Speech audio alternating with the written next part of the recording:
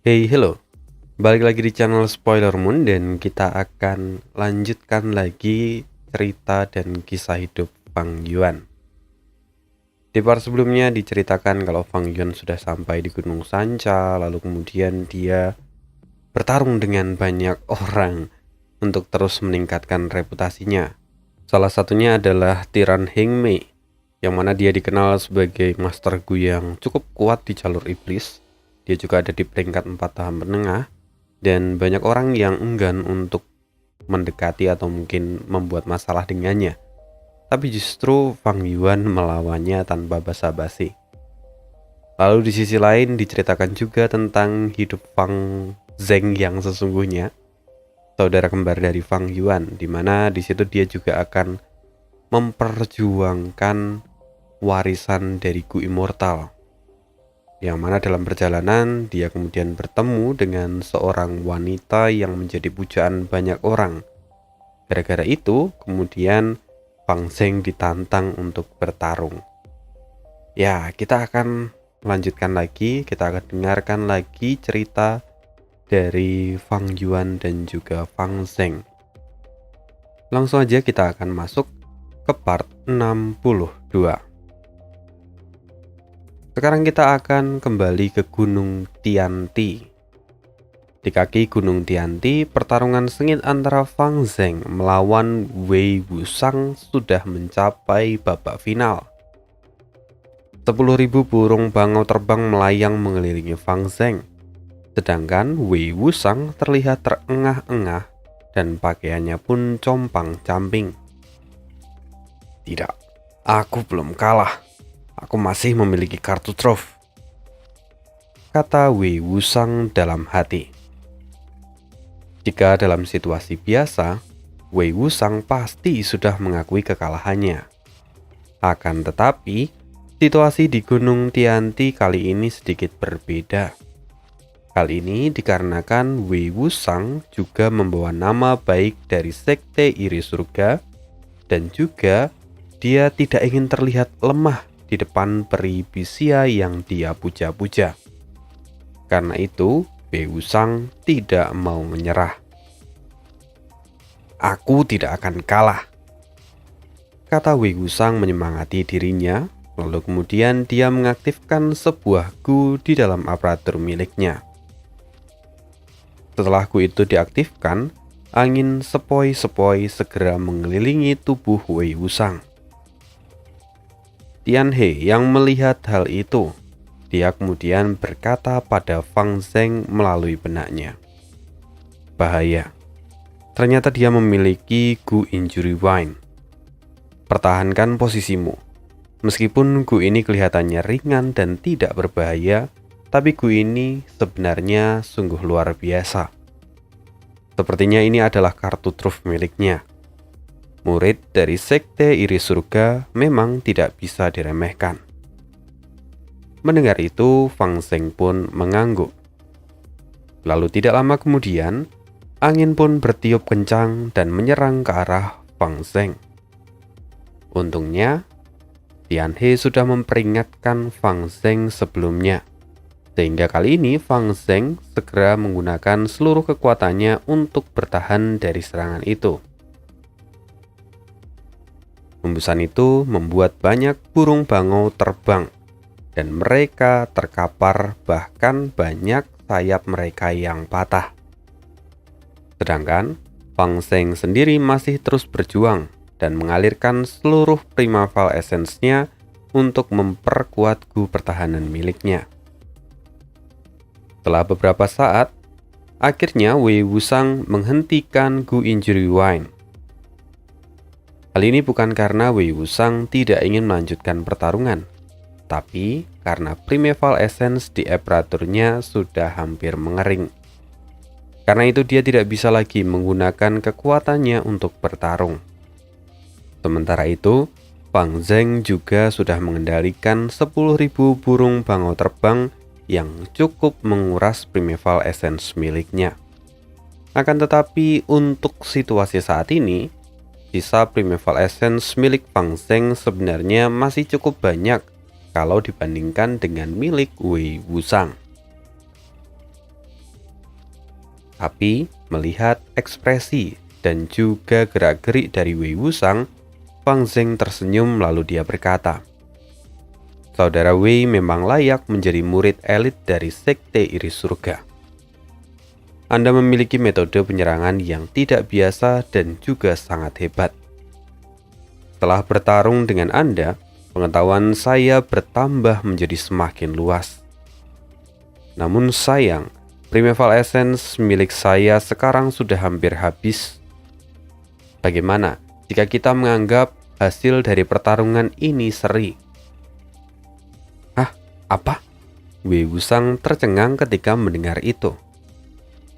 Tentu saja Wei Wushang sangat memahami situasi ini. Dia juga tahu kalau Fang Zheng sebenarnya masih memiliki cukup Primeval Essence untuk mengakhiri pertarungan ini. Tapi kini Wei Wushang tampak merenungkan semuanya dan kemudian menyadari bahwa ini adalah kebohongan dari Fang Zheng dan memang dia sengaja memberikan jalan keluar untuk Wei Wushang. Mengetahui rencana dari Fang Zheng, Wei Wushang pun segera menelangkupkan tangannya ke arah Fang Zheng dan berkata, "Saudara Fang Zheng memang pemuda yang hebat. Saya sangat mengagumi Anda karena hal itu. Harus saya akui bahwa Sekte Bangau Abadi memang sangat hebat dan melahirkan banyak sosok kuat seperti Anda. Saya mendapatkan banyak pelajaran dari pertarungan kita hari ini. Dan seperti yang saudara Fang Zheng katakan, mari kita anggap pertandingan ini berakhir dengan seri." Ya, Wei Wushang memang berkata demikian di hadapan semua orang yang menonton. Tapi sebenarnya, diam-diam Wei Wushang menggunakan sebuah gu dan berkata pada Fang Zheng langsung ke dalam pikirannya, "Fang Zheng, aku Wei Wushang, akan kuingat perbuatanmu hari ini, dan suatu saat aku pastikan akan membalasnya.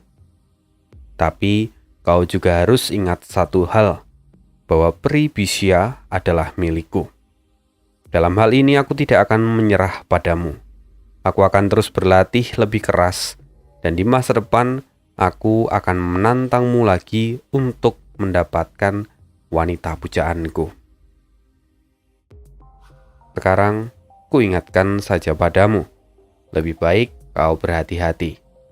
Selain aku, masih ada 4 pesaing lain yang sangat menginginkan Pri Bisya. Mereka pasti akan mendatangimu untuk hal ini. Sebelum aku kembali menantangmu, kuharap kau tidak akan kalah dari mereka," kata Wei Wushang yang kemudian meninggalkan medan perang.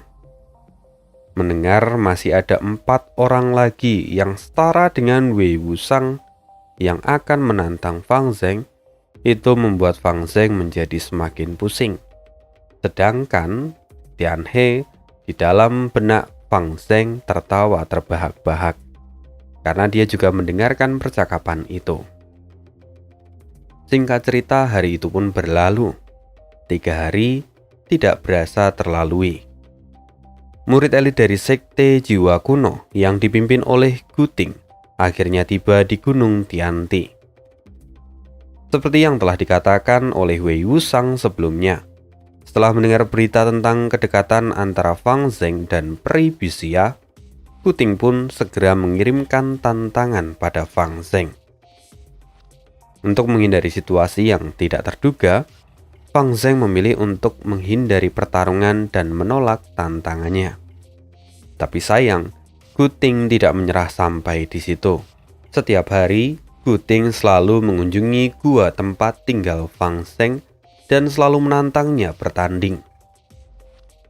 "Fang Zheng, kau telah bersembunyi di dalam gua itu selama beberapa hari. Tapi, memangnya kau bisa bersembunyi di dalam sana seumur hidup? Jika kau berhenti berhubungan dengan Pri Bisya, maka aku akan mengampunimu. Tapi jika tidak, kuharap kau harus selalu bersiap-siap untuk mati di tanganku." Tidak ada jawaban dari dalam gua. Guting menjadi semakin geram.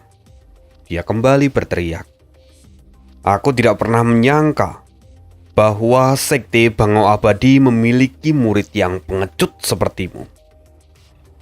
Setidaknya keluarlah dan bertarung denganku. Apakah memang semua murid dari Sekte Bangau Abadi sepengecut dirimu?" Mendengar dirinya diremehkan, Fang Zeng tetap diam. Tetapi ketika Sekte Bangau Abadi dibawa-bawa dalam masalah ini, tentu itu membuat Fang Zeng tidak terima. Lalu Tian He pun ikut berkata dalam benak Fang Zeng, "Fang Zeng muridku, apakah sekarang kau sudah mengerti apa yang kukatakan sejak awal? Jika kau terus bertahan dan bersikap pengecut seperti ini, hal itu hanya akan membuat orang lain semakin ingin menindasmu. Bertarunglah dan kalahkan Guting. Tutup mulut semua orang dari Sekte Jiwa Kuno yang berani merendahkan Sekte Bangau Abadi kita. Lalu tingkatkan reputasimu." Fang Zeng terdiam sejenak, lalu kemudian dia berkata, "Baiklah guru, sepertinya sekarang aku tidak punya pilihan lain selain bertarung." Lantas kemudian Fang Zeng keluar dari gua.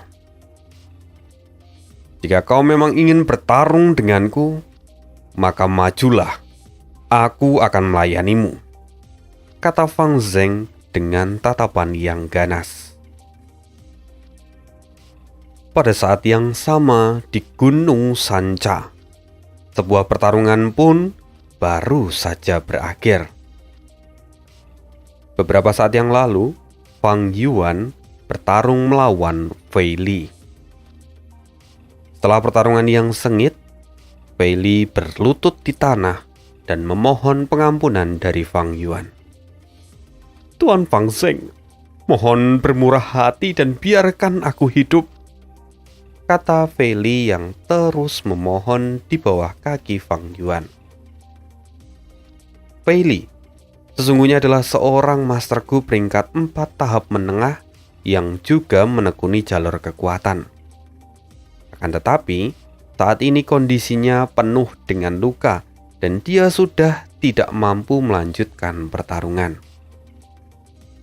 Fang Yuan meliriknya dengan tatapan dingin, lalu berkata, "Serahkan Gu kekuatan milikmu, dan aku akan mempertimbangkan apakah aku akan mengampunimu atau tidak." Mendengar itu, Fei Li terlihat ragu-ragu.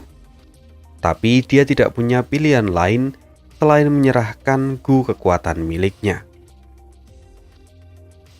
Setelah menerima Gu itu, Fang Yuan kembali berkata, "Aku sudah mempertimbangkannya. Menurutku, Gu ini tidaklah cukup untuk menukarnya dengan nyawamu. Maka matilah." Setelah berkata demikian, Fang Yuan langsung menebas Fei Li dan mengubahnya menjadi daging cincang. Fei Li kehilangan nyawanya. Setelah menyelesaikan pertarungan itu, Fang Yuan menatap orang-orang yang menonton pertarungannya di sana. Lalu dia berkata dengan suara nyaring, "Apakah Sky Tiger Sui Sansi tidak ada di sini?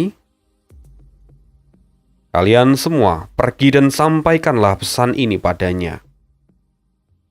Kami berdua berada di jalur kekuatan.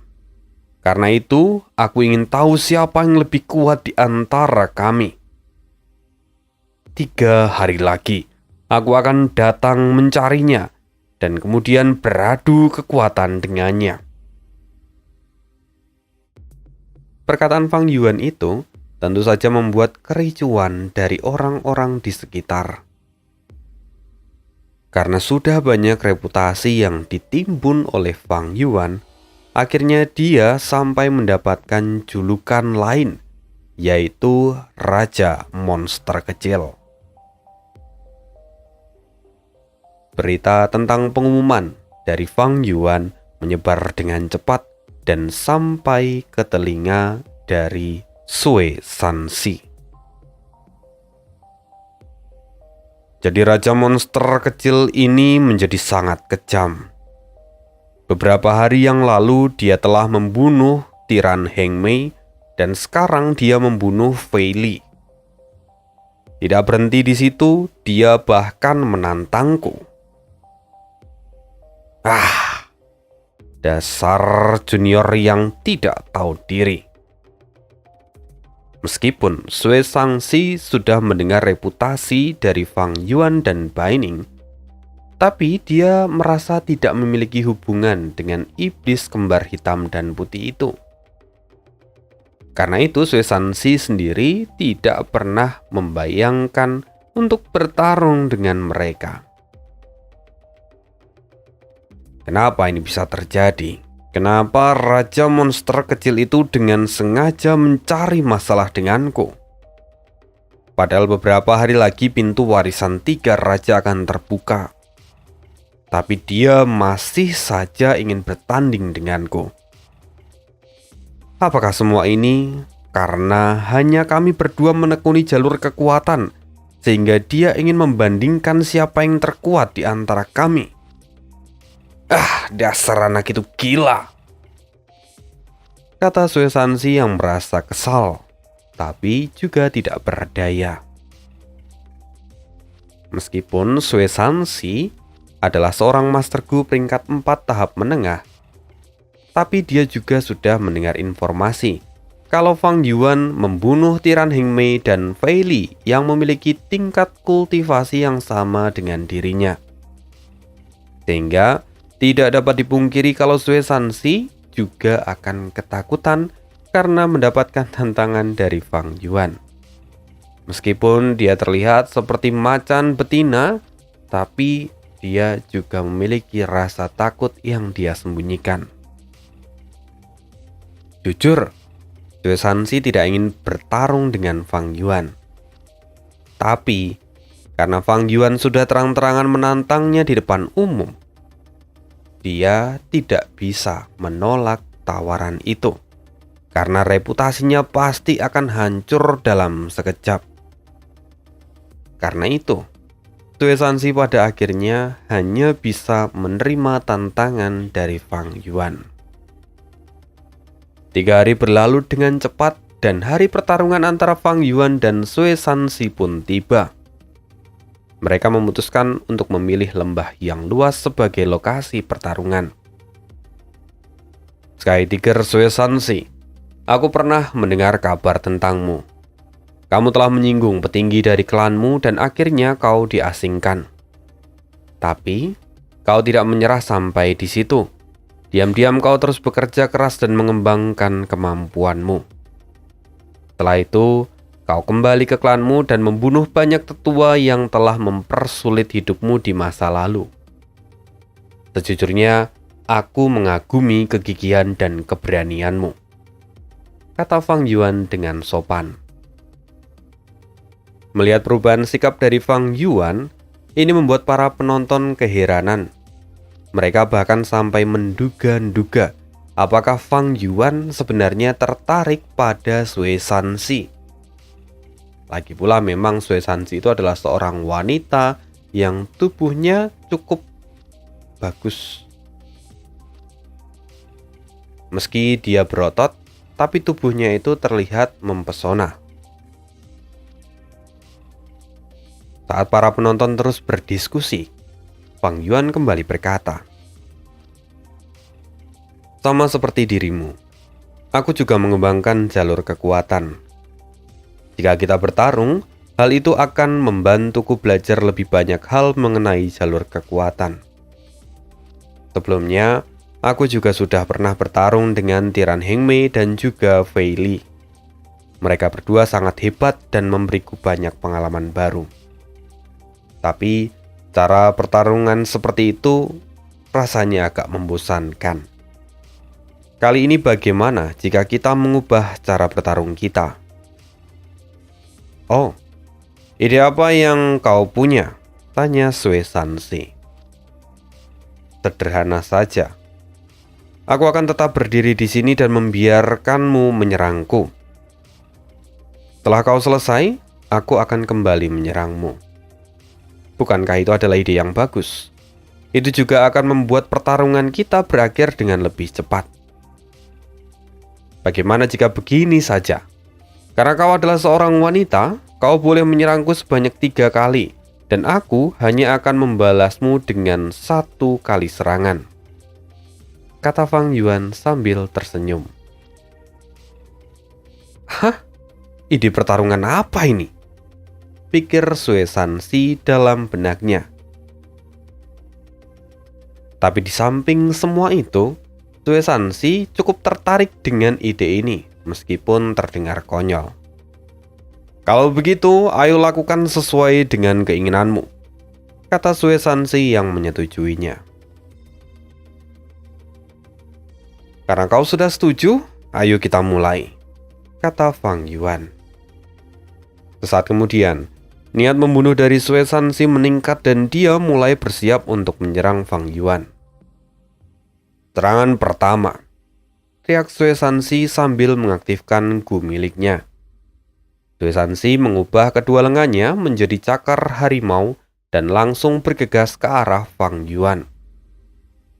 Serangan pertama ini membuat Fang Yuan memuntahkan seteguk darah dan dia juga terlempar jauh ke belakang. Namun Fang Yuan bangkit dari puing-puing dan berkata, "Pukulan yang bagus." Fang Yuan masih tetap tenang meskipun kondisinya sekarang cukup buruk. 4 tulang rusuknya patah. Bahkan tidak hanya itu, dia merasakan kalau ususnya juga terkoyak di beberapa bagian. Akan tetapi, Fang Yuan terus bertahan dari semua rasa sakit itu, lalu kemudian mengaktifkan gu untuk menyembuhkan dirinya. Sesaat kemudian, ekspresi Sui Sansi pun berubah. Fang Zheng benar-benar membuat rencana yang bagus.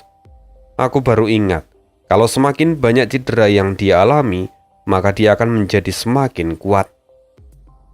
Lalu, apakah selanjutnya aku harus menyerangnya dengan lebih kuat atau justru lebih lemah? Sansi bertanya-tanya dalam hati. Tapi dengan cepat, dia mendapatkan jawabannya dan mendapatkan keyakinan. Tidak, aku harus menyerangnya dengan seluruh kekuatanku dan membunuhnya dalam 3 kali serang. Karena itu, Sui Sansi menggertakkan giginya dan berteriak, "Serangan kedua!" Kali ini Sui Sansi mengaktifkan gu yang lain.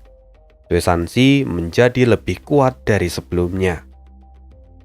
Dalam kesempatan serangan kedua ini, Sui Sansi melepaskan kekuatan Biao. Biao itu adalah jenis dari macan legendaris yang mana kekuatannya itu luar biasa. Biao digambarkan juga memiliki sayap di belakang punggungnya. Dirumorkan bahwa Biao sendiri bisa menekan 3-4 jiwa binatang buas milik Fang Yuan kalau dia bersungguh-sungguh. Serangan kedua ini kemudian membuat Fang Yuan terlempar jauh dan menabrak dinding gunung di belakangnya. Fang Yuan sekali lagi tertimbun oleh longsor bebatuan gunung itu. Akan tetapi, Fang Yuan masih bisa mempertahankan kesadarannya dan berhasil keluar dari reruntuhan itu. Kini, lengan Fang Yuan lumpuh total, tulang besinya patah, otot bajanya hancur, dan kulit perunggunya pun terkoyak. Fang Yuan sekali lagi dengan sisa-sisa tenaganya mengaktifkan gu kemandirian untuk menyembuhkan dirinya. Melihat luka Fang Yuan yang perlahan pulih, Sui Sansi menjadi cemas. Dengan segera dia berteriak, "Serangan ketiga!" Sui Sansi mengeluarkan sepasang sayap dari punggungnya dan terbang tinggi di udara. Saat ini tubuh Sui Sansi tumpang tindih dengan jiwa Biao yang membuatnya seperti berubah menjadi Sky Tiger yang sejati. Karena penampilan inilah dia mendapatkan julukan Sky Tiger. Dengan serangan terakhir ini, kau pasti akan mati, teriak Sui Sansi sambil bergerak ke arah Fang Yuan dengan sangat cepat. Melihat ini, Fang Yuan segera mengaktifkan Gu perisai emas miliknya.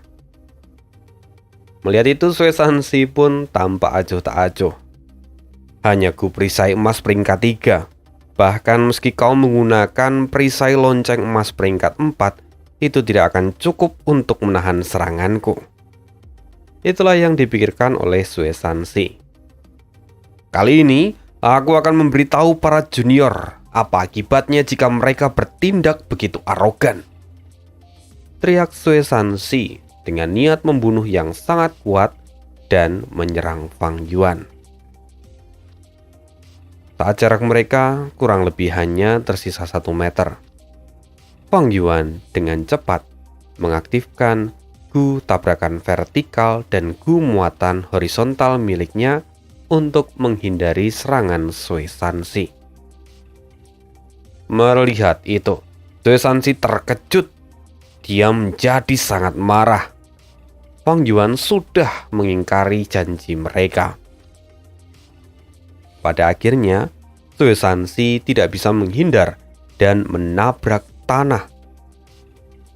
Kekuatan itu sungguh luar biasa, bahkan sampai membuat kawah yang lebar. Benturan dari kekuatan Sui Sansi dengan tanah. Namun, belum sempat Sui Sansi bicara dan meminta pertanggungjawaban dari Fang Yuan.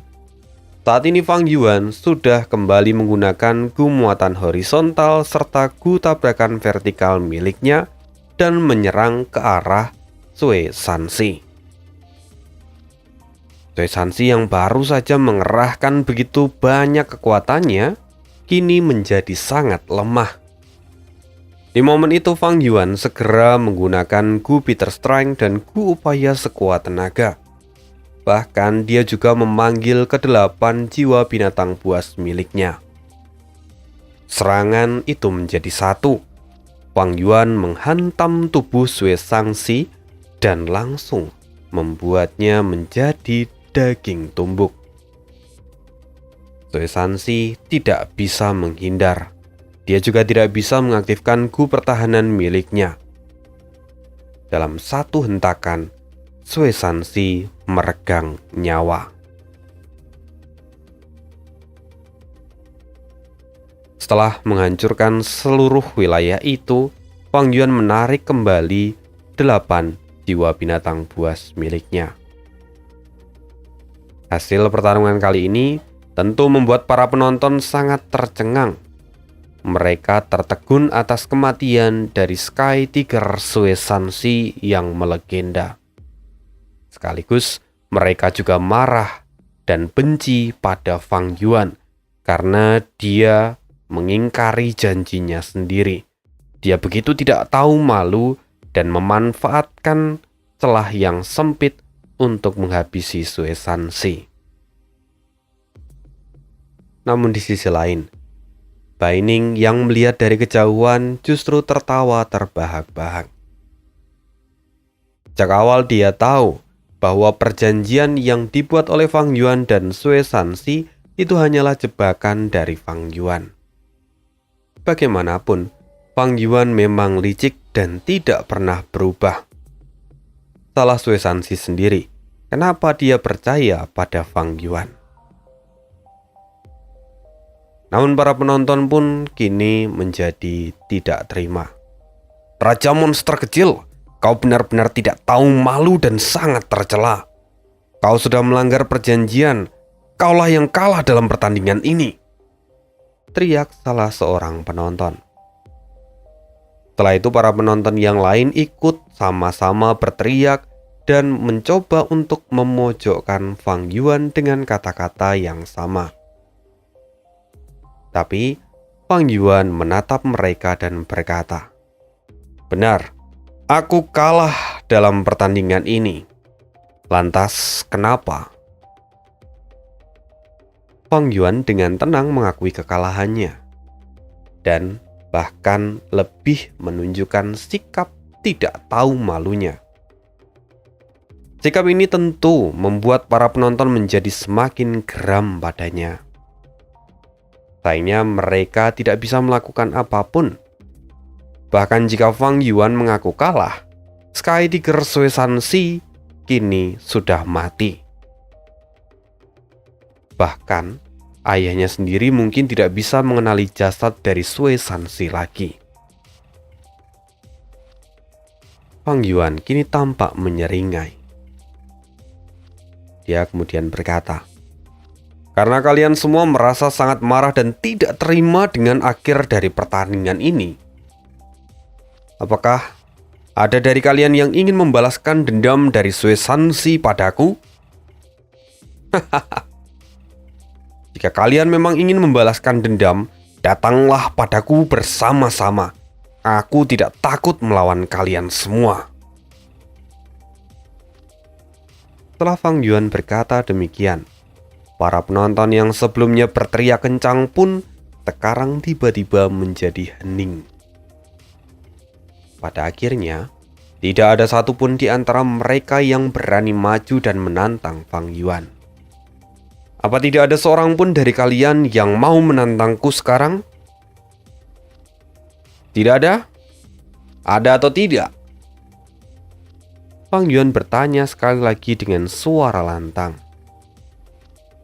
Ekspresi para penonton kini menjadi suram. Mereka saling memandang satu sama lain, tapi sungguh tidak berdaya. Kalau memang tidak ada, maka aku akan pergi sekarang, kata Fang Yuan yang kemudian meninggalkan medan perang.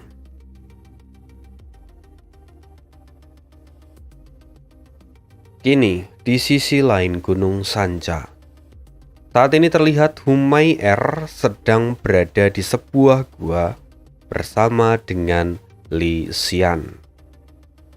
"Kak Li, kamu harus segera membuat perhitungan dengan mereka," kata Humair dengan mata genit sambil berbaring di dada Li Xian. Li Xian ini adalah seorang Master Gu peringkat 4 tahap atas. Akan tetapi, Li Xian jarang berkelahi dan dia mencari uang melalui bisnis. Selain itu, Li Xian juga sangat terkenal sebagai pedagang jalur iblis yang sangat tidak bermoral serta memiliki koneksi yang begitu luas. Saat ini, Li Xian tampak sedang memeluk Humair dan dia tersenyum lalu berkata, "Meier, tubuhmu terasa seperti tidak ada tulang. Kulitmu sehalus batu giok. Aku hanya tidak melihatmu selama beberapa hari, tapi kau sudah jauh lebih cantik dan menjadi semakin mempesona."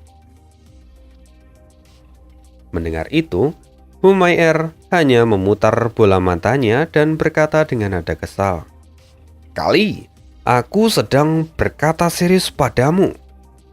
Iblis kembar hitam dan putih itu telah menyinggung perasaanku. Sekarang, karena aku sudah menjadi milikmu, jadi kau juga harus membalas perbuatan mereka untukku." Gumam Li Xian dengan setengah hati, sembari terus mengelus seluruh tubuh Humair. Sesaat kemudian, Humair mendorong tubuh Li Xian, lalu dia berdiri dengan ekspresi sedih. "Kali, berikan aku jawaban yang pasti. Aku sudah memohon padamu. Apa kau tidak mengasihani aku?" "Oh sayangku, bukan karena Kak Li tidak ingin melakukannya, tapi mereka adalah iblis kembar hitam dan putih. Mereka berdua adalah Master Gu peringkat 4 yang tidak mudah untuk ditangani. Sedangkan aku hanya seorang diri. Tentu saja menghadapi mereka berdua bukanlah perkara yang mudah.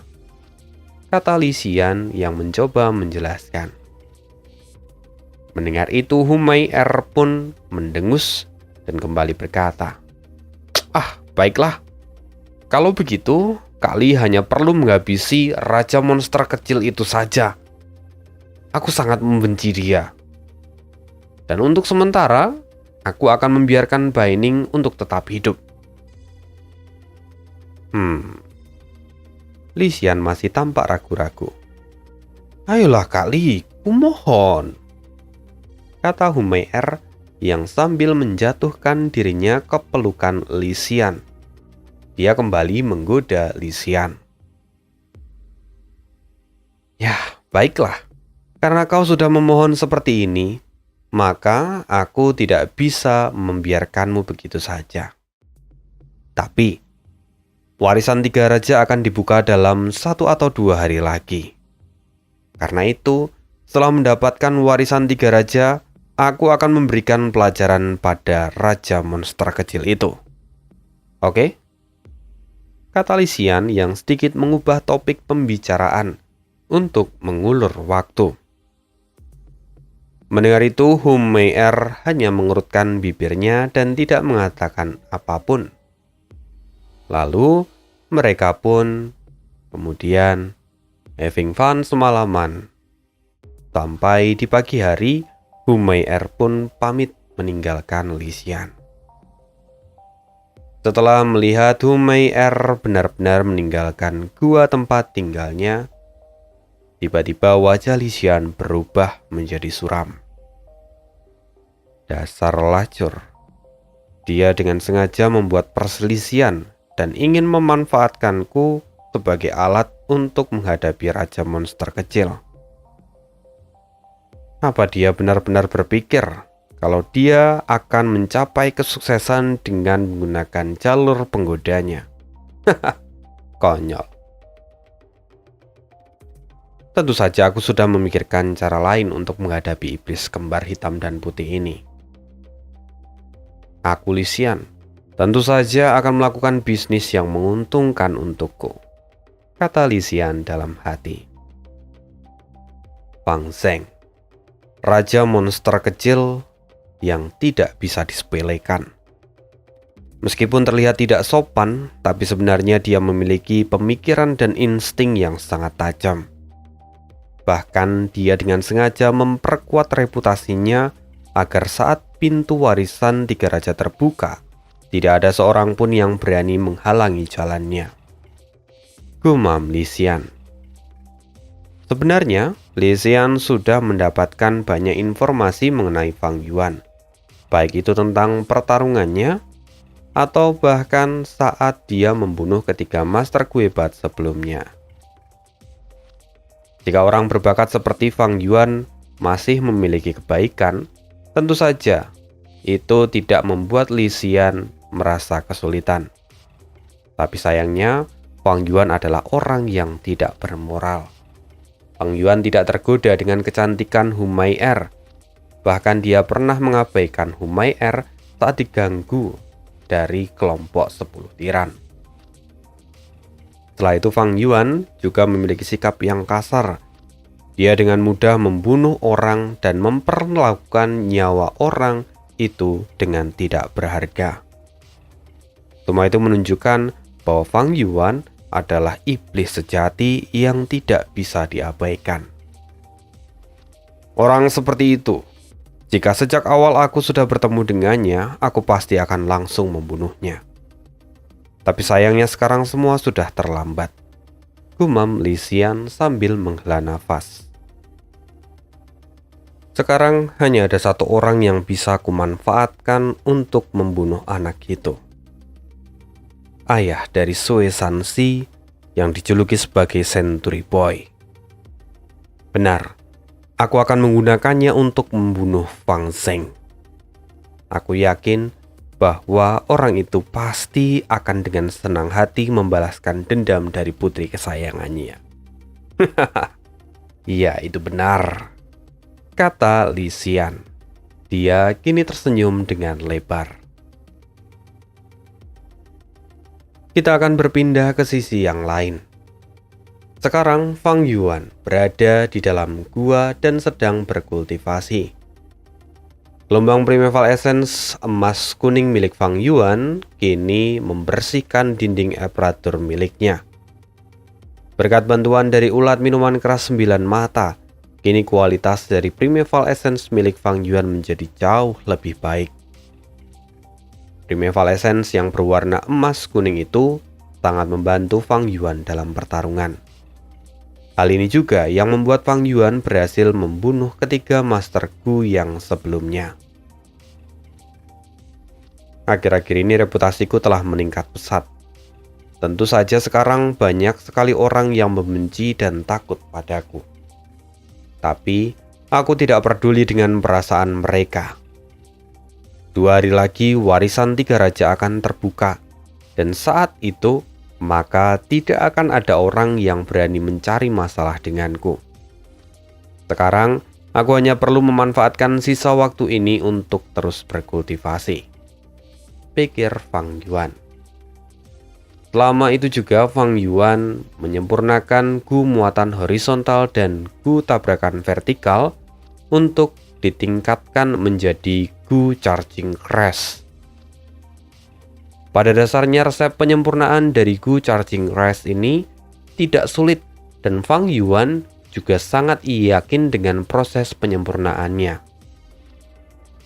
Karena itu, Fang Yuan dapat dengan mudah menyempurnakan gu charging crash. Jika sebelumnya gu muatan horizontal dan gu tabrakan vertikal hanya mampu membuat Fang Yuan bergerak cepat sejauh 100 langkah, tapi gu charging crash bisa menjangkau jarak hingga 200 langkah. Selain itu, waktu jeda penggunaan gu ini juga berkurang hingga setengahnya. Maka itu akan sangat menguntungkan Fang Yuan. Fang Yuan pun tersenyum. Dia kembali melihat aparatur miliknya. Lalu dia berkata, "Saat ini aku sudah memiliki 6 buah gu yang berada di peringkat 4. Gu Peter Strength, gu tabrak, gu charging crash, gu rotasi yin yang, ulat minuman keras 9 mata, gu tengkorak darah, dan gu expand strength yang belum lama ini ku dapatkan dari Fei Li. Selain itu, gu yang lain yang ku miliki masih berada di peringkat 3. Perlahan-lahan mereka tidak lagi mencukupi kebutuhanku." Fang Yuan masih terus berpikir. Saat ini, dia membuat pertimbangan seputar beberapa gu yang harus dia tingkatkan terlebih dahulu. Yang pertama adalah gu upaya sekuat tenaga. Karena gu upaya sekuat tenaga masih berada di peringkat 3. Sehingga saat gu ini diaktifkan, Fang Yuan hanya bisa memanggil jiwa binatang buas peringkat 3. Akan tetapi, untuk meningkatkan gu ini, Fang Yuan membutuhkan gu 100 pertarungan yang tak terkalahkan yang ada di dalam warisan 3 raja. Sehingga untuk sementara Fang Yuan harus mengesampingkan proses penyempurnaan gu ini. Lalu Fang Yuan kembali mempertimbangkan lagi tentang gu Qi kekuatan, yang mana itu juga masih ada di peringkat 3. Namun sayangnya Fang Yuan tidak memiliki resep dari gu itu. Fang Yuan berpikir lagi untuk mengubah gu perisai emas peringkat 3 menjadi gu perisai lonceng emas peringkat 4. Fang Yuan juga masih memiliki gu tipe penyimpanan peringkat 3 yaitu bunga tusita. Selama ini Fang Yuan masih menyimpan bunga tusita karena Fang Yuan masih bisa menyempurnakannya dan mengubahnya menjadi lentera tusita peringkat 4. Ada juga gu kemandirian yang masih di peringkat 3. Tapi sayangnya gu kemandirian sudah mencapai puncaknya dan tidak bisa ditingkatkan. Tapi dengan efek yang diberikan oleh gu kemandirian, itu menurut Fang Yuan masih sangat cukup untuk dia sekarang. Bahkan kemampuan dari gu kemandirian sendiri itu setara dengan gu penyembuh peringkat 4. Jadi Fang Yuan tidak berpikir untuk mengupgrade-nya lagi. Selain itu, Fang Yuan masih memiliki Gu kesatuan daging tulang dan Gu penyembunyi nafas. Meskipun keduanya adalah Gu peringkat 3, tapi kedua Gu ini masih memberikan banyak manfaat pada Fang Yuan. Dan Fang Yuan tidak berpikir untuk meningkatkannya untuk sekarang.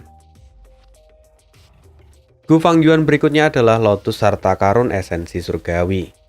Meski Fang Yuan sudah memiliki resep penyempurnaannya, tapi dia masih memerlukan sejumlah mata air roh untuk menyempurnakannya. Jadi itu menjadi tantangan terbesar untuk Fang Yuan dan tidak bisa dia lakukan sekarang. Setelah mempertimbangkan berbagai hal, akhirnya Fang Yuan memutuskan untuk memprioritaskan peningkatan 4 Gu peringkat 3, yaitu 1 Gu upaya sekuat tenaga, 2 Gu perisai emas, 3 bunga tusita, dan yang keempat adalah Lotus Harta Karun Esensi Surgawi. Pikiran Fang Yuan tidak berhenti di situ. Dia juga masih berpikir bahwa kalau menggunakan Gu tulang besi, Gu otot baja, dan Gu kulit perunggu yang semuanya ada di peringkat 3, itu kurang efisien untuk melawan Master Gu peringkat 4. Buktinya sama seperti saat Fang Yuan melawan Sui Sanxi. Jadi dia harus meningkatkannya juga. Selain itu, Fang Yuan juga memiliki 8 jiwa binatang buas, di mana di antara mereka semua tidak ada satupun yang berada di peringkat 4. Karena itu, dia masih memiliki PR untuk meningkatkannya. Masih banyak yang harus aku lakukan untuk meningkatkan semuanya, gumam Fang Yuan sambil menghela nafas, lalu kemudian berjalan keluar dari gua. Di luar gua, Bai Ning sudah menunggu Fang Yuan. Saat ini, dia sedang menatap ke puncak Gunung Sanca. Lalu, dengan segera mereka berdua pun berangkat menuju ke puncak Gunung Sanca. Karena saat ini, aura yang luar biasa terpancar dari Gunung Sanca, dan itu menjadi tanda kalau pintu menuju warisan 3 raja telah terbuka. Melihat itu tentunya membuat Fang Yuan dan Bai Ning menjadi bersemangat. Akhirnya apa yang mereka nanti-nantikan telah tiba. Fang Yuan pun berkata dalam hati, dengan warisan ini maka rangkaian Gu yang kumiliki akan menjadi lebih sempurna. Fang Yuan pun tersenyum. Kini di puncak dari Gunung Sanca, ada 4 sosok yang keluar dari arah yang berbeda. Keempat sosok itu adalah Master Gu peringkat 4 tahap puncak. 1 langkah lagi, mereka bisa mencapai peringkat 5 dan mereka akan dikenal sebagai orang yang bisa memimpin alam fana. Sama seperti Zhang Yanfei. Akhirnya, mereka kemudian masuk ke dalam pintu warisan 3 raja. Diikuti oleh para Master Gu yang lain, dan juga di sana Fang Yuan baru sampai. Dia melihat satu sosok yang mungkin akan menjadi ancaman. Siapa lagi kalau bukan Century Boy? Ya, Century Boy itu adalah ayah angkat dari Sui Sanxi yang sangat menyayangi putrinya.